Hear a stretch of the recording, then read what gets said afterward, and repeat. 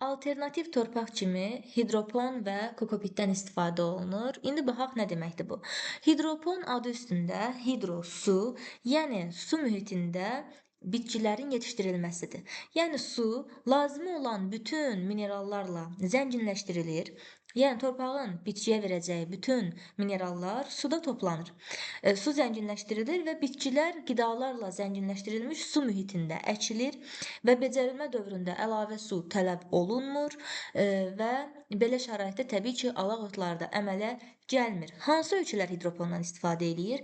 Quraq ölkələr, yəni isti və quraq iqlim şəraitində olan İsrail, Küveyt, Birləşmiş Ərəb Əmirliyi kimi ölkələrdə hidropondan, yəni əlverişli torpaq yoxdur axı, istidir, qurudur hava. Ona görə də su mühitində suyu zənginləşdirirlər minerallarla və əkinçilikdə istifadə edirlər. Bir də var kokopit. Kokopit nədir? Bu əsas Cənubi Asiyadadır və orada kokos meyvəsi bitir. Həmin o ağacın gövdəsini belə deyək, kəsirlər, hissələrə bölürlər, presləyirlər və kərpic formasına salırlar. Biraz ona su qatandan sonra o torpağı əvəz eləyə bilir.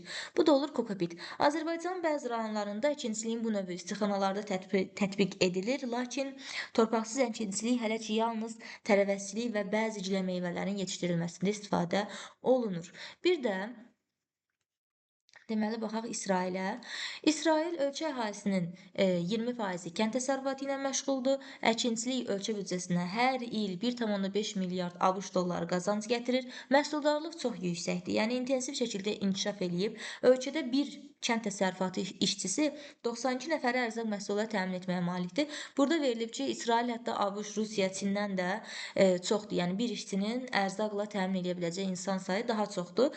Və bu da nəyin hesabınadır? Burada İsrail suyun olmadığı, yayda gündüz temperatur 40 dərəcə, gecə 0 dərəcə olduğu Arava səhrasında təsərrüfat qurub, təbii ki, hidropon şəraitində qurub, baxın burada şəkildə verilib və bu şəraitdə yetişdirilən güllər 8 gün deməli solmadan qala bilir. Təbii ki, bu da bitkiləri becərərkən tətbiq edilən üsullarla bağlıdır və İsrailin adını da bayaq hidroponda qeyd etmişdik.